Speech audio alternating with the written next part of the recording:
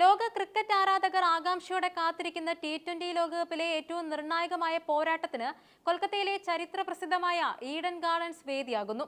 ഇന്ന് നടക്കുന്ന India west Indies മത്സരം കേവലം ഒരു ഗ്രൂപ്പ് പോരാട്ടമല്ല, മറിച്ച് ഇരു ടീമുകളുടെയും ലോകകപ്പ് വിധി നിശ്ചയിക്കുന്ന മരണ പോരാട്ടമാണ്.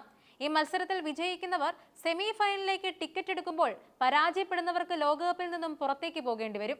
സൂപ്പർ 8 ഘട്ടത്തിലെ ആദ്യ മത്സരത്തിൽ കരുത്തരായ ദക്ഷിണാഫ്രിക്കയോട് അപ്രതീക്ഷിതമായി പരാജയപ്പെട്ടതോടെ ഇന്ത്യയുടെ സെമി സാധ്യതകൾ തുലാസിലായിരുന്നു.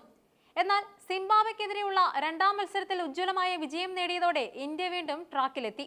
നിലവിൽ പോയിന്റ് ടേബിളിൽ നിർണായക സ്ഥാനത്തുള്ള ഇന്ത്യക്ക് വിൻഡീസിനെതിരെയുള്ള മത്സരം ജയിച്ചേ തീരൂ. കരീബിയൻ കരുത്തരായ വെസ്റ്റ് ഇൻഡീസ് സ്വന്തം നാട്ടിലെ സാഹചര്യങ്ങളിൽ അപകടകാരികളാണെങ്കിലും ഈഡൻ ഗാർഡൻസിലെ ഇന്ത്യൻ കാണികളുടെ പിന്തുണ ടീം ഇന്ത്യക്ക് വലിയ കരുത്താകും. ഈ ലോകകപ്പിൽ ഇന്ത്യൻ ക്രിക്കറ്റ് പ്രേമികൾ ഏറ്റവും കൂടുതൽ ചർച്ച ചെയ്യുന്നത് മലയാളി താരം സഞ്ജു സാംസണിന്റെ പ്രകടനത്തെക്കുറിച്ചാണ്. സിംബാബ്വെക്കെതിരെയുള്ള മത്സരത്തിൽ ഇന്ത്യക്ക് മികച്ച തുടക്കം നൽകിയ സഞ്ജു വെറും 15 പന്തിൽ നിന്നും 24 റൺസാണ് നേടിയത്. ഇതിൽ 2 പടകൂറ്റൻ സിക്സറുകളും ഒരു ഫോറും ഉൾപ്പെടുന്നുണ്ട്. ഈ മത്സരത്തിലൂടെ സഞ്ജു ഒരു അപൂർവ ലോക റെക്കോർഡും സ്വന്തം പേരിൽ കുറിച്ചു.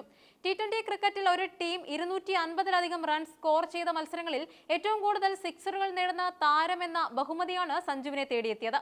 സഞ്ജു സാംസൺ 19 സിക്സറുകളും ഫിൽ സാൾട്ട് 18 സിക്സറുകളും ഹസ്രത്തുള്ള നസായി 18 സിക്സറുകളുമാണ് എടുത്തത്. ഹൈ സ്കോറിംഗ് മത്സരങ്ങളിൽ സഞ്ജുവിന്റെ പ്രഹരശേഷി എത്രത്തോളം ഉണ്ടെന്ന് ഈ കണക്കുകൾ വ്യക്തമാക്കുന്നുണ്ട്.